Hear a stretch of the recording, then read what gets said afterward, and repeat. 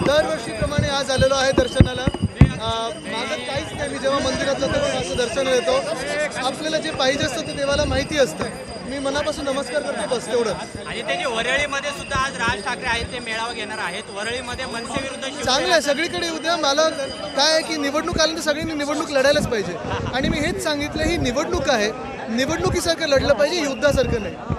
राहुल गांधी यांच्या विरोधात संजय गायकवाड यांनी एक आक्षेपार्ह विधान केलेलं आहे। त्यांची जीप त्यांनी अनेक अशी विधानं केलेली आहेत, पण या राज्यामध्ये गृहमंत्री नेमलेलेच नाहीत असं वाटायला लागलेलं आहे। आपण पाहतोय बदलापूरमध्ये ज्या महिला पत्रकारांनी प्रश्न विचारला वामन म्हात्रेला, आणि वामन म्हात्रेने त्यांना विचारलं तुझ्यावर रेप झाले का, त्यांच्यावर अजून वामन म्हात्रेंना अटक झाली नाही, पण त्या पत्रकारावर FIR झालेली आहे।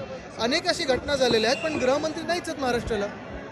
गृहमंत्री आज पुण्यामध्ये आहेत आणि गेल्या 3 दिवसांमध्ये खरोखर आहेत का, त्यांच्याकडे खातं आहे का? पुण्यामध्ये 3 दिवसात 3 फायरिंगच्या घटना वेगवेगळ्या ठिकाणी घडलेल्या आहेत। कायदा सुव्यवस्थेचा प्रश्न निर्माण झाला। कायदा सुव्यवस्था महाराष्ट्रात आपण पाहिलं असेल, जणू काही गृहमंत्री नाहीच आहे महाराष्ट्राला, असं सरकार चाललेलं आहे। मला वाटतं महाविकास आघाडीचं सीट शेअरिंग आपल्याला माहिती आहे, वरिष्ठ नेते करत आहेत आणि लवकरच आपल्या समोर ते येतील। मला वाटतं आपल्याला सर्वांना माहिती आहे, उद्धव साहेबांनी 2-2.5 वर्षात जे केलेलं काम आहे ते लोकांसमोर आहे। बाकी महाराष्ट्राची जनता ठरवेल। आम्ही ही निवडणूक स्वतःसाठी लढत नाही ना कुठच्या पदासाठी लढत आहोत, ही निवडणूक महाराष्ट्राच्या स्वाभिमानासाठी लढत आहोत।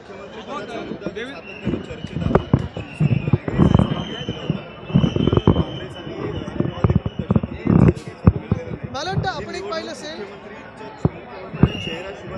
नाही एक महत्त्वाचे प्रश्न म्हणजे महायुतीचं मुख्यमंत्र्याचा चेहरा कोण, महायुतीकडून कोण आहे? हाच चेहरा घेऊन जाणार आहे का जो भ्रष्ट चेहरा आहे, गद्दारांचा चेहरा आहे, की चेहरा बदलणार आहे? मला वाटतं पंतप्रधान महोदयांनी हे पण सांगितलं की झारखंडमध्ये बांगलादेशमधून आणि बर्मामधून लोक आलेले आहेत, ते आपल्या सैन्यावर आक्षेप घेत आहेत का, की संशय उचलत आहेत का, की बॉर्डर कोण सिक्युअर ठेवत नाही आहे?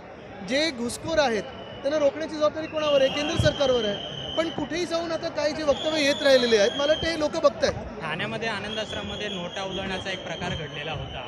आता कारवाई झालेली आहे, पण सत्ताधाऱ्यांकडूनच वामन म्हात्रेंवर कारवाई झाली का? महिला पत्रकारावर ज्यांनी तो प्रश्न विचारला तो, अनेक अशी यादी आहे। काय थोडीफार इथे तिथे कारवाई करतात दाखवायला, आणि जे मिंदे आत करतात ते त्या दिवशी बाहेर आश्रममध्ये करून दाखवलं। मिंदे हे स्वतःच्या परिसरात करत असतात, त्या दिवशी हे आश्रमामध्ये केलं, हे वाईट आहे। पण उधळपट्टी पैशाची अशीच चालली सगळीकडे।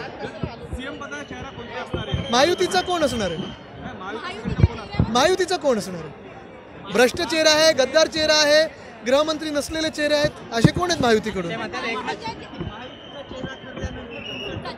मला वाटतं महाराष्ट्र चेहरा ठरवेलच। महाराष्ट्राला सगळ्यांचं काम माहिती आहे, महाराष्ट्राला उद्धव बाळासाहेब ठाकरे या व्यक्तीचं काम माहिती आहे, पण महायुतीचा चेहरा कोण? आणि दुसरं म्हणजे गेल्या 2 वर्षामध्ये महाराष्ट्राला या गद्दार सरकारमध्ये भाजप प्रणित खोके सरकार आहे, त्याच्यात काय मिळालं? अशा अपेक्षा कोणी नाही आहे। असे वरिष्ठ पण आहेत, तरुण पण आहेत, युवा पण आहेत, महिला पण आहेत। मला वाटतं पक्षप्रमुख न्याय बरोबर करतात। पुण्यामध्ये नेमका काय फॉर्म्युला आहे विधानसभेला? जिंकण्याचा फॉर्म्युला आहे। जागा किती शिवसेना आमचा जिंकण्याचा फॉर्म्युला असतो, महाविकास आघाडीला जास्तीत जास्त सीट्स येतील।